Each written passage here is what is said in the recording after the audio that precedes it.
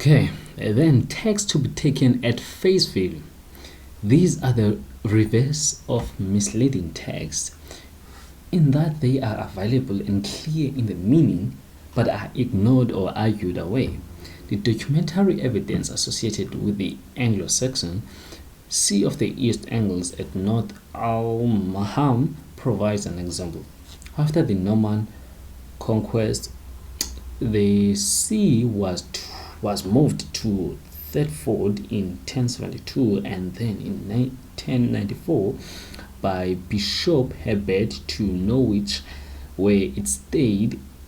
The ruined masonry church at North Almham was described as the Anglo-Saxon cathedral by all writers on the subject up to the late 1970s, including those who excavated the site. This despite the well-known statement in the first register of the sea, for one, that Bishop Herbert completed the process of moving the sea to Norwich, which had begun from a wooden cell, Circular Ligneo, at North Almaham. The words Sasalam Ligniam, so glaringly at variance with the masonry ruins, were explained as intended to maximize Herbert's achievements by contrasting an unworthy structure with the magnificent cathedral which he built at Norwich. But as Stephen Haywood has pointed out, this will not do. The first register was written in the 13th century, but the section containing the quotation is an insertion from an earlier document which can be dated to the early 12th. Thus, the writer would have been asked those people who had known the site in 1072 to accept a bold lie as fact, wood for stone, and Sasilam for a noteworthy church with a large western tower, an external cylindrical staircase, cylindrical buttresses, and to cap it all, a continuous transept. The only known example in England of the chief identifying feature of St. Peter's House in Rome, and therefore almost certainly a reference to it. So Haywood accepted the plain unvarnished sense of the text that in 1072 the church at North Almaham was a small wooden cell, with the consequence that the masonry building on the site must have been built after 1072 and could not have been a cathedral.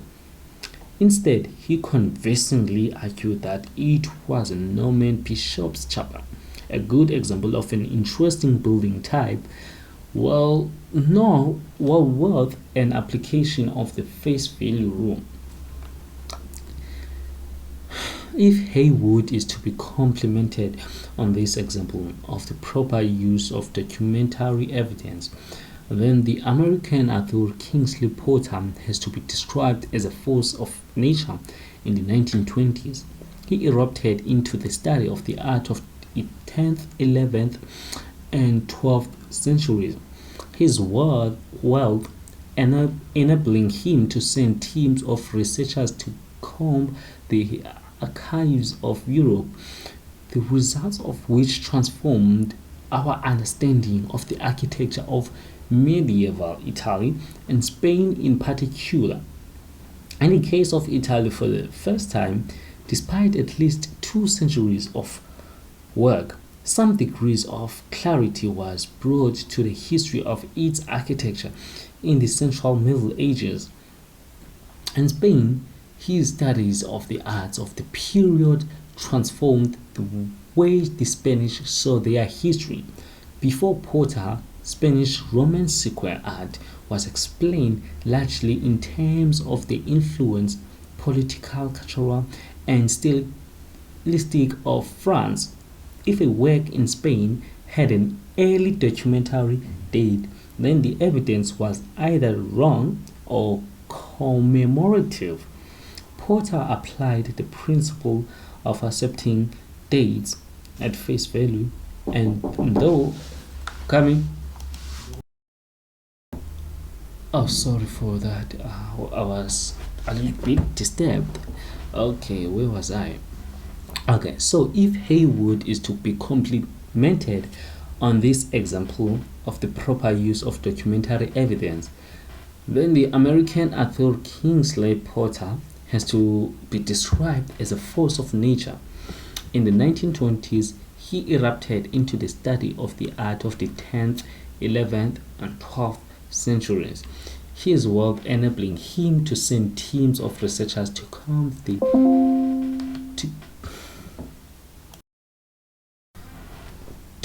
the archives of Europe, the result of which transformed our understanding of the architecture of medieval Italy and Spain in particular. In the case of Italy, for the first time, despite at least 2 centuries of work, some degree of clarity was brought to the history of its architecture in the Central Middle Ages. In Spain, his studies of the arts of the period transformed the way the Spanish saw their history. Before Porter, Spanish Romanesque art was explained largely in terms of the influence, political, cultural, and stylistic of France. If a work in Spain had an early documentary date, then the evidence was either wrong or commemorative. Porter applied the principle of accepting dates at face value, and though not all of them have survived reassessment, he succeeded in overturning the accepted wisdom and established the status and inventiveness of Spain in the period, and unsurprising inventiveness considering that the Christian kingdoms shared the peninsula with the cultural power of the Caliphate of Cordoba. My favorite example of his work is that of the tiny village church at Iguachel in Aragon, with unsophisticated carvings and an embarrassingly early documented date of 1072, earlier even than the start of work in the great basilica of Saint Sernin in Toulouse of the late 1070s. Porter in fact developed something of a prejudice of his own, arguing the case of Spanish primacy beyond the call of duty. One might say that, as a North American and hence lacking a European bias of his own, he developed a sort of displaced viscerous nationalism. Then, the restricted text. Lastly, there is the use of text in ways which restrict their significance to researchers on specialisms, as for example when they are dividing up periods. The architecture of the Anglo-Saxons again provide a good instance. The subject is traditionally divided following the scheme devised by Gerard Baldwin Brown into 3 phases: A, B, and C. Pre-Viking 600 to 800, Viking 800 to 950, post-Viking 950 to 1100. The sequence begins 600 because architecture was taken to be building in masonry. The earliest Anglo-Saxon masonry structures are churches, and the churches postdate the start of the conversion in 597.